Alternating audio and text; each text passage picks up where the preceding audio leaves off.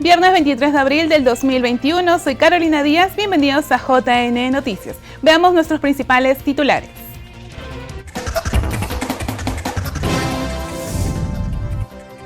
Jurados electorales especiales tramitarán más de 30.000 actas electorales observadas a nivel nacional.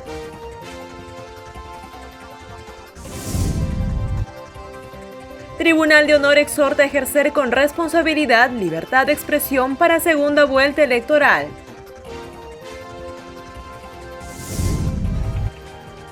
Congreso aprobó ley que garantiza quórum del Pleno del Jurado Nacional de Elecciones.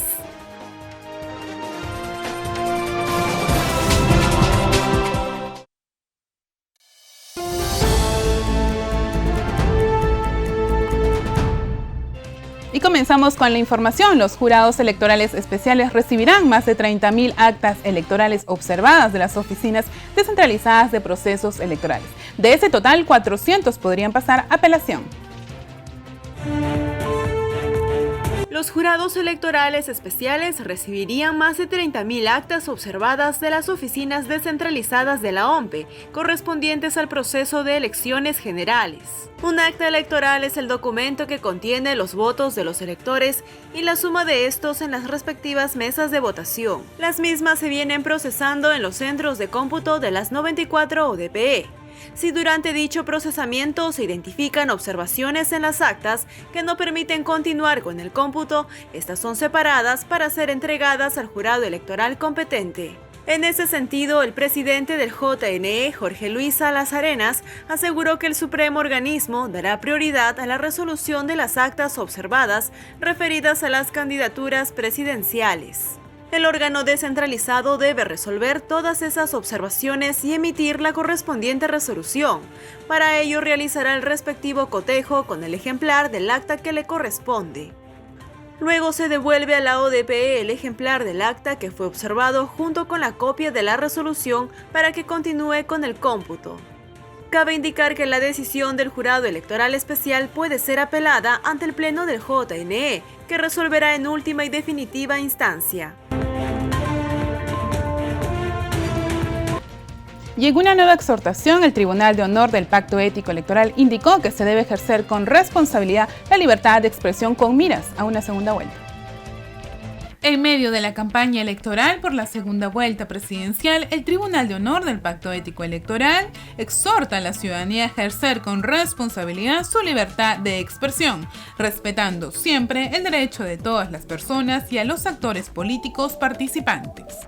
Recordaron que la libertad de expresión es un derecho fundamental que comprende la posibilidad de que las personas puedan acceder, recibir y difundir información, pero el ejercicio de esta libertad conlleva la responsabilidad de respetar los otros derechos fundamentales, tales como la dignidad y la igualdad, y no discriminación hacia los demás.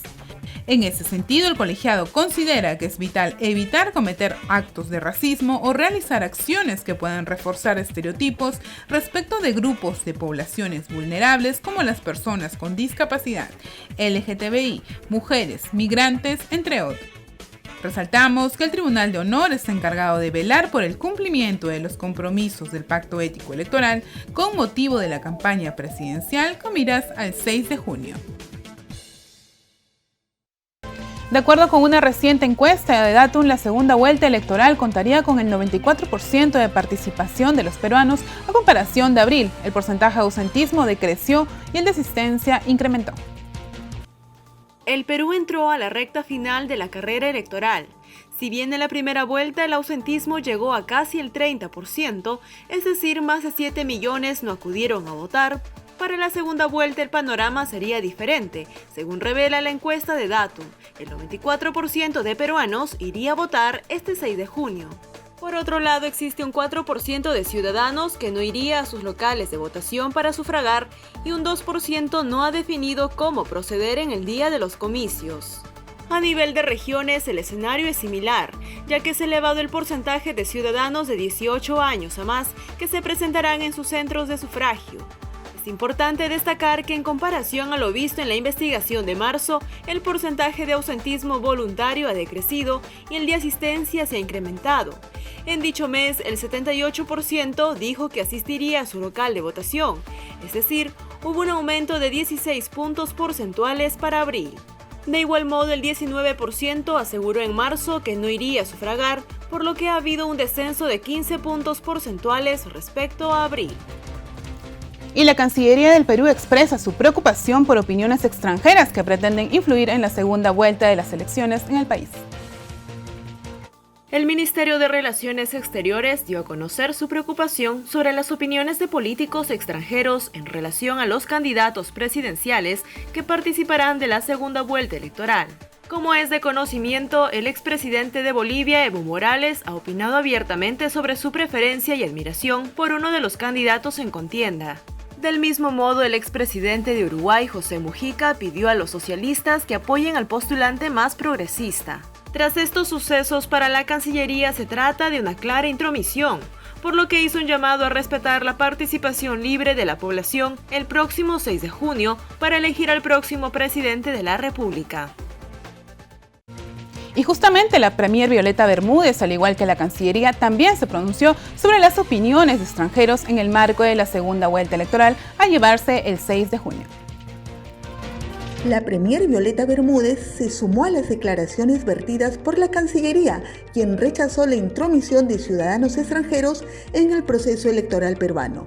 Evidentemente nosotros estamos de acuerdo con lo que plantea la Cancillería. El proceso electoral peruano nos corresponde y es de absoluta responsabilidad de los peruanos y peruanas que tenemos que elegir a quienes nos representen.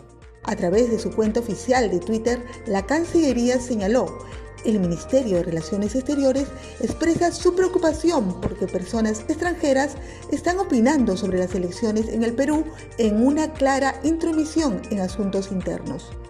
Asimismo, en otro tuit indica que es deber de todos preservar el derecho de la ciudadanía a participar libre y soberanamente el 6 de junio en la segunda vuelta electoral.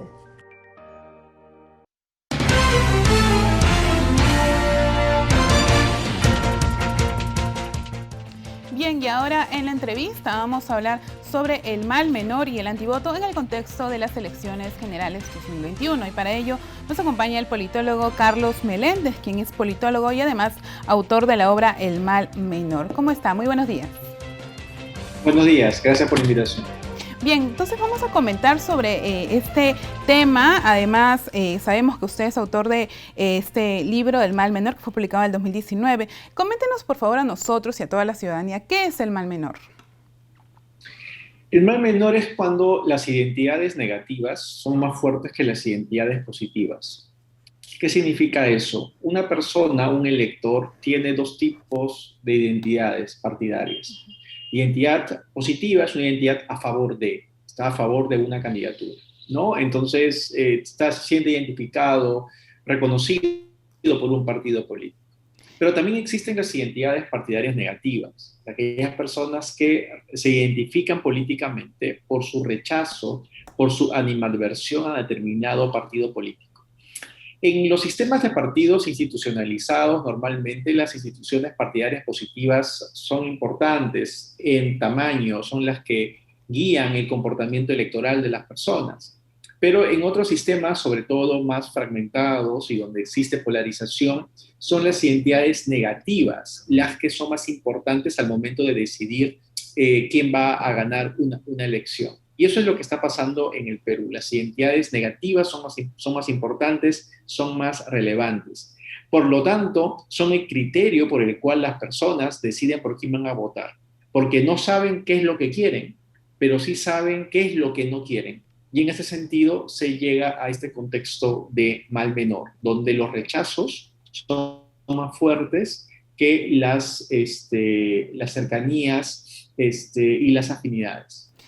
¿Desde cuándo el mal menor sería nuestra opción, ¿no?, electoral en este caso? Las identidades negativas han existido en la historia del Perú. El siglo XX, la división política en el Perú era entre aprismo y antiaprismo por muchas décadas y por muchos momentos en el tiempo. Porque para que exista un mal menor tiene que haber un actor estigmatizado, tiene que haber un, entre comillas, enemigo, o alguien demonizado. Y el APRA para ciertos sectores de la ciudadanía peruana representaba eso, representaba una suerte de temor y de miedo. En las últimas décadas, el fujimorismo es el actor demonizado, justamente o injustamente, no es mi rol decirlo, pero es el actor que genera más anticuerpos en el Perú. Incluso más anticuerpos, diría yo, que otros temores, como temores relacionados con actores de izquierda, por ejemplo, ¿no? Entonces, al tener una identidad política tan fuerte, identidad negativa tan fuerte en las últimas décadas, la gente se posiciona políticamente con respecto a ella. Entonces, mientras el fujimorismo todavía siga vigente, todavía le permita pasar a una segunda vuelta, le permita clasificar siempre en los balotajes, siempre va a estar en el juego de la segunda vuelta su identidad negativa. En este caso, ¿no? Ambos candidatos que están en segunda vuelta ya tienen cierto porcentaje de antivoto también. ¿Qué tanto puede inclinar esto la balanza por uno o por el otro? La segunda vuelta es una campaña de antivotos, es una campaña de... Entonces, las identidades negativas es como una base, ¿ok? Cuando hablamos de identidades negativas no hablamos de techos, sino de pisos. Y el piso de las identidades negativas, en el caso del fujimorismo, por ejemplo, está alrededor de un 33%. A partir de ese piso es que va a aumentar el antivoto. ¿Ok? El antivoto no va a ser menos de ese 33%. ¿Ok? La identidad negativa es la base de ese antivoto. Y eso es lo que importa en la segunda vuelta. La segunda vuelta no se vota por alguien, sino se veta a alguien. Y eso es lo que vamos a ver en esta segunda vuelta. ¿Cuáles son los temores más grandes? Si los temores a Castillo o los temores a Keiko Fujimori y lo que representan esas candidaturas.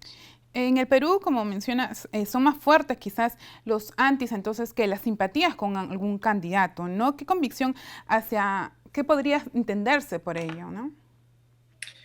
Es que no hemos sabido construir partidos políticos, no hemos sabido construir proyectos políticos que permitan que se conquisten las mentes y los corazones de las personas. Pero sí se han logrado construir proyectos políticos que conquistan los hígados y las vísceras de las personas. Entonces, estamos en sociedades fragmentadas, polarizadas, en medio de crisis, como lo que pasamos en el Perú actualmente. Son estas reacciones viscerales, estas pasiones viscerales que terminan siendo uno de los determinantes del voto. Esto pasa en todas partes, no es que solamente pase en el Perú, pero la reiteración de escenarios donde se vota con el hígado, donde se vota con el estómago, por los temores que eso puede implicar, han sido más frecuentes en nuestra política. En tu libro mencionas una cita, ¿no? Que es más fácil agitar a los electores con los sentimientos más viscerales, ¿no? Con lo que acabas de mencionar hace unos minutos. Entonces, ¿te refieres a que quizás las campañas que agitan los odios contra alguien o algo pueden ganar más adeptos en este caso? Sí, a ello le sumamos además una ola populista que ha habido en el mundo, no solamente en el Perú en los últimos años. El populismo se basa precisamente por una confrontación, por una división maniquea del mundo, en la cual la élite es corrupta y el pueblo es honesto. Se basa justamente en esa confrontación el populismo. Y si además de eso le sumamos las teorías de la conspiración, donde existe mucho fake news y mucha construcción magnificada de enemigos y de rivales, estamos pues en un ambiente un ambiente político y un ambiente social en el cual la demonización es un atajo cognitivo, ya que al no poder tener propuestas programáticas, propuestas ideológicas, se utiliza precisamente la construcción social de estereotipos con prejuicios negativos como una forma de activar al electorado. Claro, y además, como has mencionado también, hay ciertos grupos que no tienen ninguna identidad, no van ni a favor ni en contra de algún grupo político. En este caso, este porcentaje de personas también cuentan, ¿no? Al momento de una elección. Sí, es una buena pregunta porque hay que distinguir entre los que tienen una identidad negativa y los que no tienen ni favores ni contrarios. O sea, hay personas que simplemente son desafectos, que suele ser la mayoría, la verdad, ¿no? O sea, la mayoría de personas no ha desarrollado ni una identidad positiva ni una identidad negativa en el Perú. La desafección, el desinterés, la desconfianza ha alejado a mucha gente de la política. En cambio, el que tiene una identidad negativa está politizado. Le interesa la política, pero está vinculado con la política a través de su rechazo. Pero el sistema electoral nuestro, que hace que incluso las personas que no quieren votar vayan a votar porque si no pagan su multa, hace que al final este grupo de desinteresados y desafectos termine inclinando la balanza. Entonces, es clave estas personas que no están politizadas, que justamente en una discusión y en un debate público donde hay polarización y donde hay identidades positivas y negativas, sobre todo estas últimas, van a terminar pues tomando una elección, ¿no? Finalmente, para saber su opinión, ¿cuál sería o considera usted que sería una salida, ¿no?, para este problema social? Yo lo tomaría como un dato de la realidad, yo lo tomaría como que las identidades políticas evolucionan, cambian. Yo lo que sí esperaría es que existan las emociones, los sentimientos, siempre forman parte de la política y van a estar ahí. Lo que sucede es que a esas emociones, esos sentimientos hay que ponerle también razones. No solamente se basa en relaciones afectivas y racionales, sino también en ponderaciones racionales. Y en ese sentido, yo creo que se requiere simplemente construir iniciativas y proyectos políticos que no caigan en esta polarización, en esta estigmatización, sino que traten de imponer un debate más programático para que los electores tengan más razones al momento de elegir. Bien, muchas gracias. Entonces, muy interesante este tema que en este contexto más que con miras a una segunda vuelta. Muchas gracias, señor Carlos Meléndez. Gracias a ustedes. Bien, nosotros nos vamos a una pausa y volvemos con más información.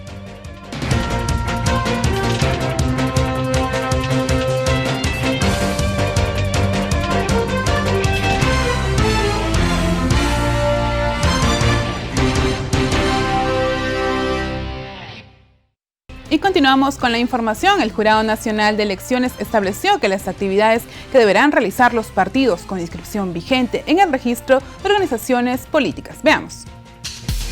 A través de una resolución en el Diario El Peruano, el Jurado Nacional de Elecciones estableció las actividades que deberán realizar los partidos con inscripción vigente en el registro de organizaciones políticas del ente electoral. En tal sentido, los partidos políticos y movimientos regionales deben revisar, actualizar y solicitar la inscripción de su estatuto y reglamento electoral. El plazo máximo para presentar estas solicitudes es el 31 de julio. Precisa además que las organizaciones políticas que cuenten con sanciones impuestas por la OMPE por no presentar oportunamente su información financiera deberán acreditar que han cumplido con la sanción correspondiente. También establece que la Dirección Nacional de Registros de Organizaciones Políticas suspenderá la partida electrónica de los partidos políticos que no cumplan con la referida adecuación en el plazo señalado.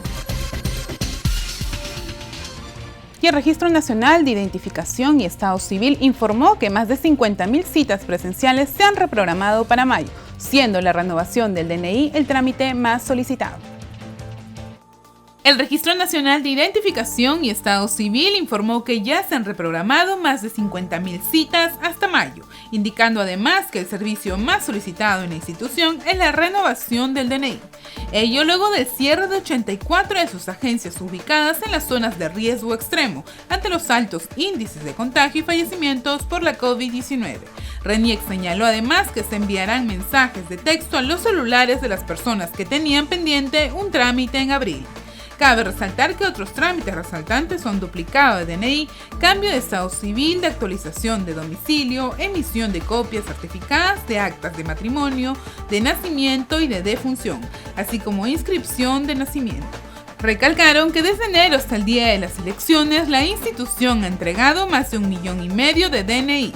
Finalmente recomendó que cuando vayan a la cita presencial lo hagan respetando los protocolos de bioseguridad y el uso obligatorio de la mascarilla y protector facial. Y por otro lado, el Congreso aprobó con 98 votos a favor el dictamen que modifica la ley orgánica del Jurado Nacional de Elecciones sobre el quórum del Pleno del ente electoral. Veamos los detalles. El Pleno del Congreso aprobó el dictamen que modifican artículos de la Ley Orgánica del Jurado Nacional de Elecciones con la finalidad de garantizar la continuidad de su funcionamiento al término del mandato de sus miembros titulares. Fue aprobado con 97 votos a favor, 8 en contra y 4 abstenciones, quedando exonerada de una segunda votación. En sesión del Pleno resaltaron que el Jurado Nacional de Elecciones cumple un rol fundamental en la administración de justicia electoral en el país, toda vez que sus funciones no solo se ciñen a los procesos electorales, sino que se desarrollan también en épocas no electorales, ya sea resolviendo expedientes relacionados a inscripción de organizaciones políticas, procesos de suspensión y vacancia de autoridades regionales, provinciales y locales. Por tanto, la intención es asegurar que el Pleno del máximo organismo electoral del Perú cuente con el quórum necesario, es decir, cuando uno de los miembros que lo integran haya cumplido su mandato, deberán ser reemplazados por su primer suplente hasta que se produzca la transferencia del cargo prevista en la propia Ley Orgánica del Jurado Nacional de Elecciones. Y la Defensoría del Pueblo exhorta a la población a participar en la campaña electoral con responsabilidad, evitando agresiones y expresiones discriminatorias. En el marco de la segunda vuelta electoral, la Defensoría del Pueblo exhortó a la ciudadanía a participar con responsabilidad y respeto de los principios democráticos, así como la ética y conducta cívica. El organismo pidió tomar en consideración las normas vigentes de contención de la pandemia que determinan el uso obligatorio de la mascarilla y prohíben el desarrollo de todo tipo de reunión. Por ello, la entidad remarcó que es necesario privilegiar el uso de plataformas virtuales, herramientas digitales y mecanismos alternativos no presenciales o que en todo caso garanticen el distanciamiento físico. Por otro lado, la Defensoría del Pueblo constató la participación de niños y adolescentes en actividades proselitistas presenciales y virtuales. Al respecto, dijo reconocer el derecho a tener juicio, pero que ésta no debe estar manipulada ni influenciada por parte de las personas adultas. Finalmente, agregó que las muestras de simpatía y críticas por las candidaturas y organizaciones políticas en contienda deben realizarse con respeto y dentro del marco de un Estado democrático. Y ahora les compartimos el ABC electoral del Jurado Nacional de Elecciones. Hoy abordaremos, entre otros temas, qué es un plan de gobierno. Veamos.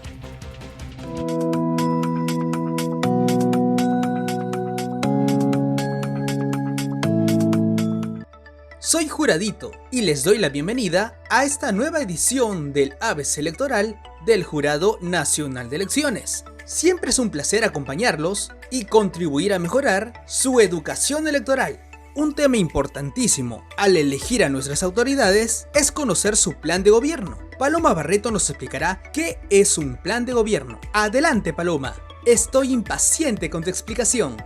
Tranquilo, Juradito, ahí vamos. Un plan de gobierno es un documento elaborado y presentado por cada organización política, en el que propone los objetivos, lineamientos de política, acciones, estrategias y metas en el ámbito nacional. Claro está que para ello se basa en un diagnóstico y visión de desarrollo para el país.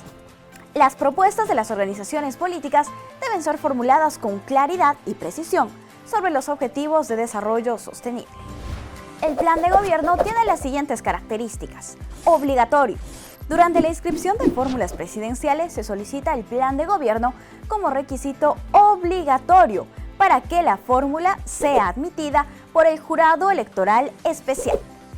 En caso de ser admitidas las fórmulas presidenciales, los planes de gobierno se presentan de manera pública y accesible a través de portales web del JNE como www.votoinformado.gov.pe. Estructurado. El plan de gobierno como requisito para la inscripción tiene una estructura estándar llamada formato resumen de plan de gobierno, que contempla la dimensión social, institucional, económica y territorial ambiental. No fiscalizable. Los planes de gobierno son publicados, mas no existe ningún proceso de fiscalización. No aplica ningún tipo de anotación marginal ni sanción de exclusión ante la información falsa que pudiera contener. La exclusión por mentir en el plan de gobierno no está contemplada, ni para el proceso de calificación, ni por denuncias de terceros. Eso es todo, juradito. Muchas gracias. Perfecto, Palomita. Gracias por la información. Ahora voy a monitorear a mis reporteras. Ahí veo a Catalina Vergara mirando su celular. Seguro se está informando. Catalina, ¿qué estás mirando? Hola, juradito, estoy viendo TikTok. Ah, mira. Sé que hay buenos videos y muchos se convierten en tendencia. No solo eso, juradito. A través del TikTok, el Jurado Nacional de Elecciones lleva a los ciudadanos información para que puedan emitir un voto informado. Te comparto un video. A ver. Cuando me dicen, ay, no sé por qué hay tantos políticos corruptos en nuestro país. Vota bien, pues. Investiga. Infórmate. Investiga a los candidatos y vota bien. Vota bien. Está chévere. A ver, Catalina, pásame otro. ¡Habla, hermano! Oye, ¿por quién vas a votar? Ah? No tengo ni idea. Ya, Pechicho. Y luego te quejan los políticos. Mira cómo estábamos. Pero si no te informas antes de votar, ¿cómo esperas que el país cambie? Recuerda que tu voto tiene poder. Está en tus manos hacer una buena elección. No estás indiferente. En nuestro país, el tiempo ya no retrocede.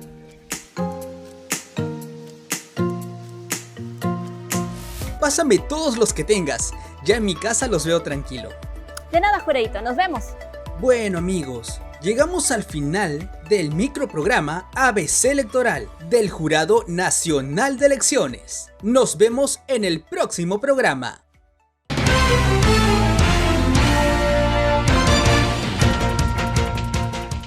Bien, y ahora en la entrevista vamos a conversar con el doctor Luciano López, quien es constitucionalista. Vamos a hablar del tema de la reforma y cambio de la Constitución, ¿no? Este panorama que se podría dar en algún momento. Muchos candidatos han demandado también, incluso en algún proceso electoral, sobre esta forma de un cambio parcial o total de la Constitución. ¿Qué tal? Buen día, doctor Luciano. ¿Cómo está? ¿Qué tal? Muchas gracias por la invitación. Bien, para comentar este tema, ¿no? ¿Es posible o qué mecanismos se contemplarían para poder hacer una reforma total o quizás parcial de una constitución? Sobre los mecanismos, creo que es importante hacer una brevísima precisión. El Tribunal Constitucional, en un fallo emitido en el año 2003, mire ya el tiempo de distancia como para que se pueda además advertir que esta discusión que tomamos hoy, en realidad estamos retomándola, porque la hemos hablado desde la caída del Fujimorato en el año 2000. En el año 2003, el Tribunal Constitucional lo que dijo fue de que pese, y abro comillas, porque es lo que dijo el tribunal, pese al origen espurio de la Constitución de 1993, es decir, su origen ilegítimo, sin embargo, el tribunal reconoció que tiene una cláusula de salida. ¿Cómo es eso de una cláusula de salida? Es que te dice cómo reformarla toda. Algo paradójico. Eso es lo que la paradoja que encontró el tribunal, ¿no? Pese a su origen ilegítimo, la propia Constitución tiene una cláusula que permite transformarla toda. ¿Cuál es esa? El artículo 32.1, que señala textualmente que mediante referéndum se puede aprobar la reforma total o parcial de la Constitución. Entonces, la primera cuestión que habría que decir para responder puntualmente su pregunta es que la vía, entonces, que ha previsto la propia Constitución del 93 para reformarla toda o en parte es a través de un referéndum. Ahora, la siguiente pregunta que sería es, ¿y qué tipo de referéndum? ¿Uno en el que solamente pasamos por el Congreso o es uno que se puede gestar sin necesidad de pasar por el Congreso? Y si este fuese el caso, es decir, que se pudiese gestar sin pasar por el Congreso, ¿podría hacerlo solamente el presidente? Aquí hay que nuevamente mirar cómo está diseñado. la arquitectura, por decirlo, que tiene la Constitución del 93, es que hay dos tipos de referéndum que pueden impactar o ser usados, para ser más práctico, para realizar reformas constitucionales. Hay dos tipos. Uno, que es el referéndum como derecho de todo ciudadano. ¿Cómo es eso?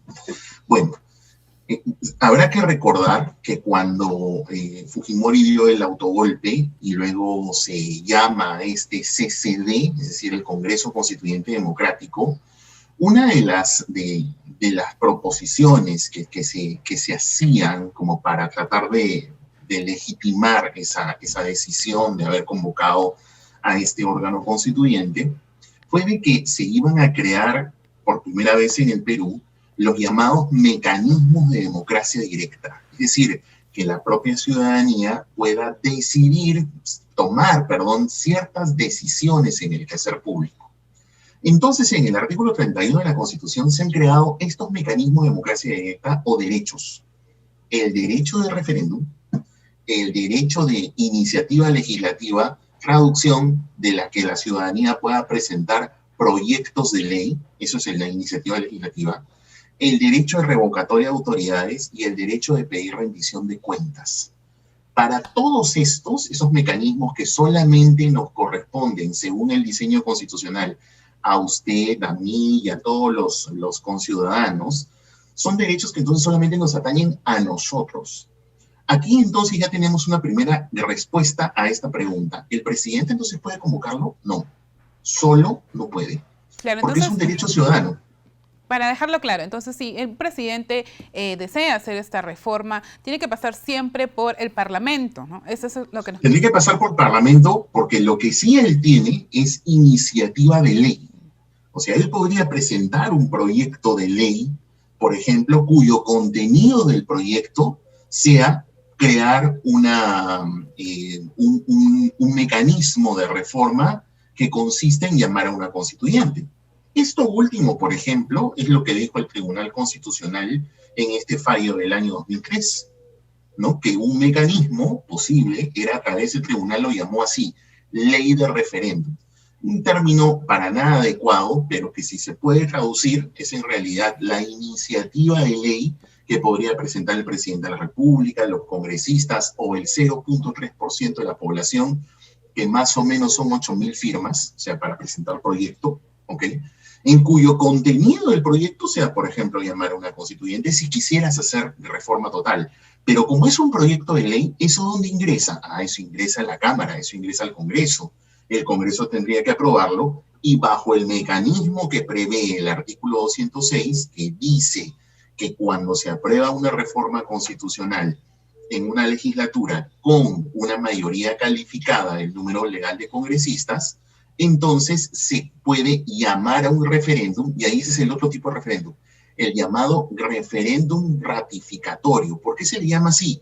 Porque como consecuencia de una ley se nos convoca a toda la ciudadanía a que digamos si ratificamos o no esa ley.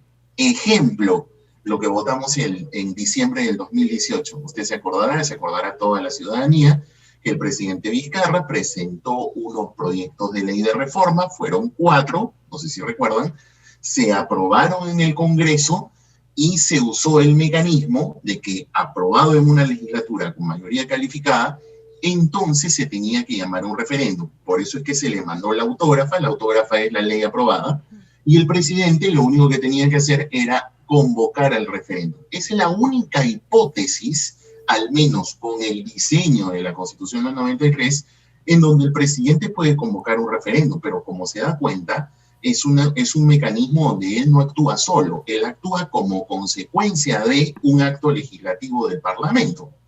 El único mecanismo donde no necesitas hacer ese trance de pasar por el Parlamento es si usas el referéndum como derecho, pero es una tarea un tanto titánica, porque para que la gente lo pueda entender, es ese mecanismo en el cual tú vas a la OMP, dices que quieres llamar a un referéndum, te venden un kit, y entonces tienes que recopilar, de acuerdo con la Ley de Desarrollo Constitucional, que es la Ley 26.300, que además no se ha actualizado hasta la época, pero señala que para hacer un referéndum tienes que completar el 10% de firmas del último padrón electoral.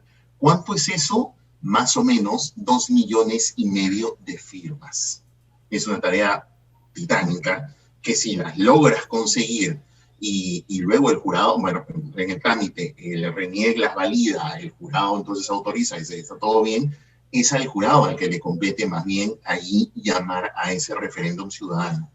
Bien. Un ejemplo parecido, no igual, pero parecido, sucedió con la famosa ley del FONAVI, que ellos no fue un referéndum directo, sino fue una iniciativa legislativa, o sea, proyecto de ley, que luego una vez denegada en el Parlamento, la ley permite que en esos casos puede completar el 10% de firmas y llamar a un referéndum. La gente probablemente no se acordará, pero fuimos a votar, creo que se hizo conjuntamente con la votación de la revocatoria, si no me falla la memoria. Claro, doctor Ahí Luciano. fue que se votó eso. Claro, referente a ello, por ejemplo, si hablamos sobre si se puede implementar una asamblea constituyente, ¿eso lo contempla también la Constitución? Es que no lo contempla con ese nombre, pero una reforma total puede darse a través de una asamblea. Por eso es que el Tribunal Constitucional, entonces le cito el antecedente, porque estas cosas ya se discutieron, ya se pensaron, no es una novedad.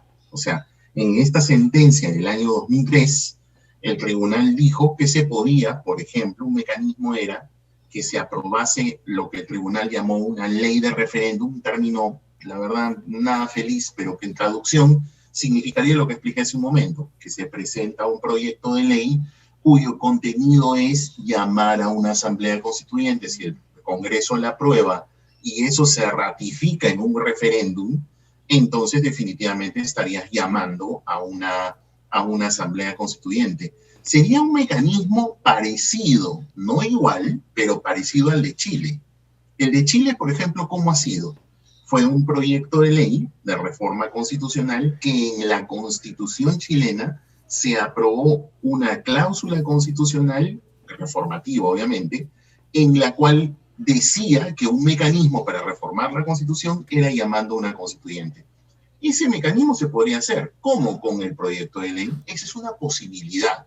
La otra es lo que le comento, bastante compleja, que es el hecho de comprar tu kit y hacer toda una consulta, claro, con una tarea titánica de recoger 10% del último padrón electoral, que son 2,5 millones de firmas, con una ley que jamás se ha actualizado, lo cual me parece grave, porque hoy en día estamos en el mundo de la tecnología digital. ¿Cómo es posible que sigamos recogiendo firmas físicas cuando se pueden recoger firmas digitales? El Estado, justamente hoy, muchos funcionarios públicos están firmando digitalmente. Entonces, ¿cómo es posible que eso que se está implementando en una política pública de gobierno digital no haya servido justamente para poder actualizar el procedimiento de recojo de firmas para algo tan medular como que es que la ciudadanía puede ejercer sus derechos ciudadanos de participación política? Doctor Luciano, y con respecto a que si existiera, ¿no?, una asamblea constituyente, ¿qué pasaría con el Congreso? ¿No? Una respuesta breve, por favor. La verdad que no pasa, o sea, tienes la opción de que no destituya ningún órgano porque no necesita hacerlo. Ejemplos es el caso chileno, ejemplo es el caso colombiano del año 91. ¿Cómo es eso? Que la asamblea funcione sin desactivar el Parlamento, sin desactivar a ningún otro órgano constitucional. Bien. Más bien un modelo que piense a la inversa, a mí me parece más bien autocrático, no me parece que fuese legítimo, no me parece que pueda ser un mecanismo válido, ¿no? Porque no necesitas desactivar. Ejemplos en la región, como le digo, por lo menos hay dos, el colombiano del 91 y el chileno, que justamente se va a aprobar una asamblea sin que eso signifique desactivar el resto de órganos constitucionales que están en funcionamiento. Nos queda un poco más claro entonces el panorama con este análisis que nos ha dado doctor Luciano, muy claro con sus palabras, y nosotros hemos hecho este análisis en base a las posibles reformas que podrían existir. Muchas gracias, doctor Luciano, por la entrevista. Gracias. Y nosotros nos vamos a una breve pausa y volvemos con más información.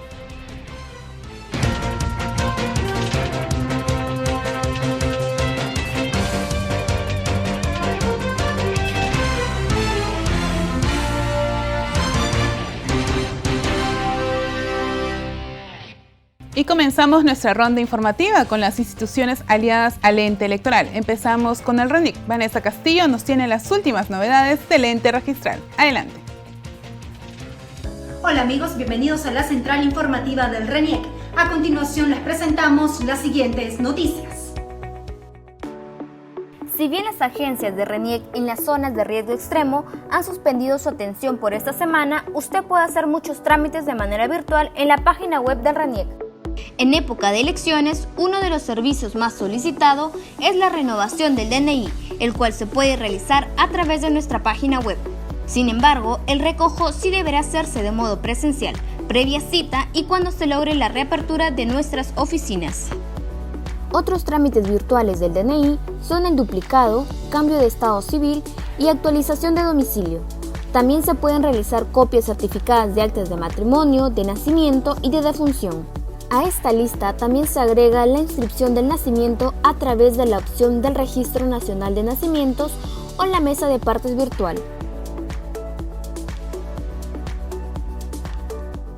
El RENIEC inició una campaña de registro de personas indocumentadas, gracias a la implementación del enlace en su página web, en el que todos los ciudadanos podrán realizar la gestión de su documento de identidad. ¿Y quiénes podrán hacerlo? En este caso, las personas que nunca registraron su acta de nacimiento, los que nunca tuvieron su DNI, quienes tienen acta de nacimiento pero no tramitaron su DNI, quienes cuentan con acta de nacimiento con error y no han podido obtener su DNI, y los que tuvieron libreta electoral pero no tramitaron su DNI. Gracias a esta iniciativa, el RENIEC podrá identificar a más ciudadanos, sobre todo a las personas adultas mayores. Con el objetivo de contribuir a la lucha anticorrupción, en el cumplimiento del decreto legislativo número 1279, el RENIEC viene registrando vínculos de parentesco de las personas a través de las declaraciones juradas de parentesco desde la página web, inicialmente cuando se solicite cualquier rectificación de domicilio al ciudadano. La información almacenada en el registro de parentesco y otras vinculaciones será brindada a las autoridades competentes que lo soliciten, en el marco de los procesos, procedimientos o investigaciones a su cargo. Por medio de este enlace, los ciudadanos deben ingresar a través del trámite de rectificación de domicilio. Bien amigos, eso es todo por hoy. Muchas gracias por acompañarnos. Será hasta una próxima edición de la Central Informativa del RENIEC. Hasta entonces. Y ahora es el turno de los colegas del Ministerio de Desarrollo e Inclusión Social que nos comparten su microinformativo nacional. En este instante presentamos el informativo Midis. ¿Cómo están? Hoy es viernes 23 de abril del 2021. Estas son las principales noticias.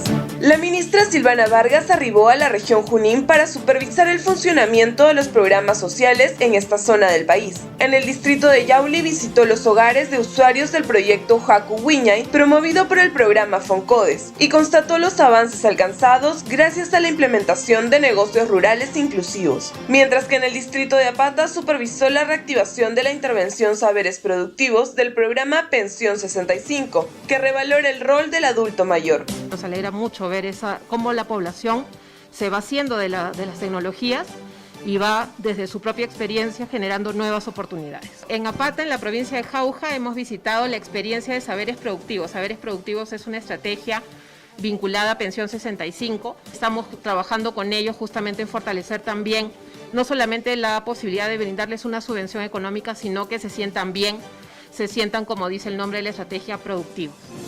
La titular del MIDIS se reunió en Huancayo con el alcalde del distrito de El Tambo, Carlo Curicinche. Allí destacó el trabajo articulado con los gobiernos locales para la elaboración de un registro unificado y georreferenciado de ollas comunes y comedores populares que permite el reparto de alimentos de manera ordenada, equitativa y oportuna.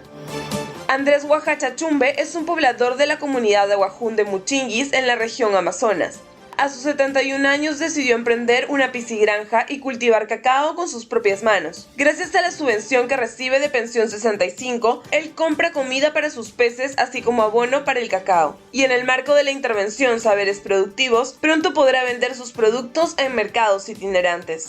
Muchas gracias por acompañarnos en esta edición. Nos reencontramos el lunes a la misma hora. Hasta aquí el informativo MIDIS, una producción de la Oficina General de Comunicación Estratégica del Ministerio de Desarrollo e Inclusión Social.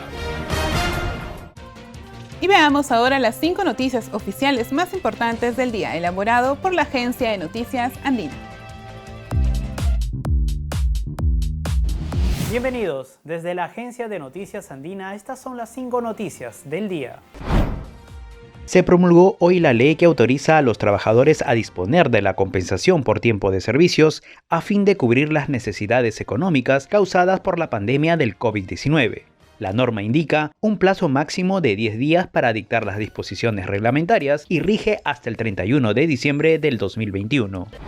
Hoy se inició la segunda etapa de vacunación territorial en Lima y se prolonga hasta el 27 de abril. Se tiene programado vacunar a 77.500 adultos mayores de 28 distritos. Deben ingresar a la plataforma Pongo el Hombro para conocer el lugar, fecha y rango horario en el que deben acudir a los 41 nuevos puntos de vacunación señalados.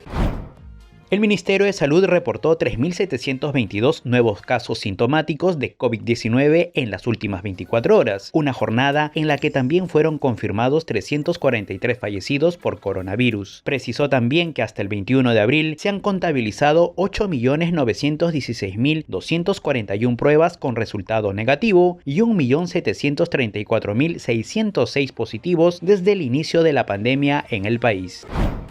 Desde Machu Picchu, el ministro del Ambiente, Gabriel Kijandría, participa en la Cumbre de Líderes sobre el Clima, cita virtual convocada por el presidente de Estados Unidos, Joe Biden. El ministro Kijandría afirmó que en los últimos años el Perú ha reforzado su institucionalidad climática y su estrategia nacional para, entre otros objetivos, alcanzar la carbono-neutralidad y la resiliencia del país a mediados del presente siglo. Y esta es una noticia inspiradora. El alcalde y los regidores de Olmos, en Lambayeque, donaron sus sueldos para recargar 60 balones de oxígeno medicinal para apoyar a las personas contagiadas con el COVID-19 que llevan el tratamiento en sus viviendas. Instan a cumplir los protocolos de bioseguridad para contrarrestar el aumento de contagios. Para mayor información, no se olviden de visitar andina.p. Y en Trujillo, luego de un triaje, las autoridades sanitarias hallaron un incremento de casos de niños contagiados con la COVID-19. El informe es de nuestro canal aliado TV Cosmos. Durante 3 días, los consultorios médicos móviles de la Municipalidad Provincial de Trujillo atendieron en la Plaza de Armas del distrito de Florencia de Mora. El balance de estas consultas fue sorprendente, pues se detectaron a muchos niños con síntomas de COVID-19, producto de que sus familiares estuvieron contagiados.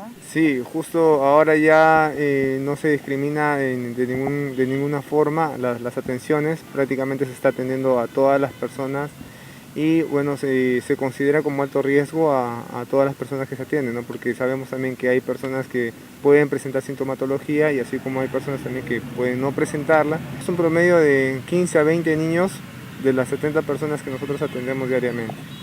Vienen con su papá, vienen con su mamá, ¿no? Asimismo, el índice de contagio en este distrito no se ha reducido, al contrario, ha incrementado. Sin embargo, solo contaron con una móvil destinada para esta atención médica. El coordinador Ernesto Flores agregó que los pobladores llegaron además con enfermedades respiratorias. En una estación donde ya se está sintiendo el frío, entonces ahora es un poco difícil ya empezar a atender a algunos pacientes porque ya la demanda se hace mucho más fuerte y entonces están empezando a asistir con mayor cantidad en cada punto en el que nos encontramos, ¿no? Tras este clima que va cambiando, tratemos de cuidar a los más pequeños y a los adultos mayores de la casa. Y cumpliendo con todas las medidas de bioseguridad, madres de familia de Paita participaron en el proceso de degustación de insumos que serán usados en los programas del vaso de leche. El informe es de nuestro canal aliado TV Norte. Cumpliendo con todos los protocolos de bioseguridad, las madres pertenecientes a los comités de vaso de leche de Paita participaron del proceso de degustación de los insumos que serán adquiridos para suministrar el programa social en el presente año.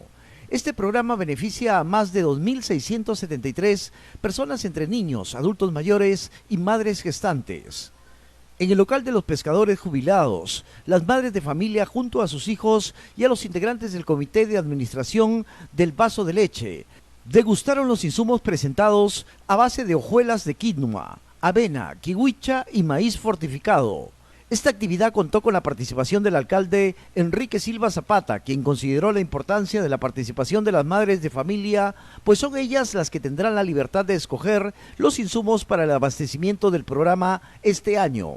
Nora Santos Tocto, presidenta del Vaso de Leche Lucero del Amanecer, agradeció a la gestión por estar al día con la entrega de los insumos del programa del Vaso de Leche y preocuparse por llegar a los lugares más alejados donde hay bastante necesidad. Porque a veces nos piden las autoridades que se laven las manos y no nos mandan agua. Nos piden que nos cuidemos y no nos mandan mascarillas. Nos piden que estemos bien alimentados y no nos mandan la leche. Pero desde ya está la leche. Le agradecimiento profundo porque no nos dejan a los vasos de leche. El profesor Guillermo Bernal, subgerente del programa de complementación alimentaria e inclusión de poblaciones vulnerables, recalcó que esta decisión permitirá la entrega oportuna de los insumos en el presente año. Tenemos ahora un informe del Ministerio de Comercio Exterior y Turismo para fomentar el turismo virtual. Veamos. ¿Te imaginas poder recorrer los lugares más tradicionales y conocer toda la historia que guardan detrás, pero de una manera distinta? Conocer, por ejemplo, cómo eran las calles de la Ciudad de los Reyes por allá en el siglo XVIII. O en qué año fue construido el faro que está en el malecón de Miraflores. Cómo los guías turísticos pueden utilizar la tecnología para seguir haciendo turismo en esta nueva normalidad. La respuesta está en el turismo virtual. Pero primero, ¿qué es el turismo virtual? Es el uso de la tecnología para hacer turismo sin tener que estar físicamente en el lugar de destino. Como sabemos, el turismo es uno de los sectores que más se ha visto afectado por esta pandemia, ya que actualmente debemos salir de casa lo menos posible.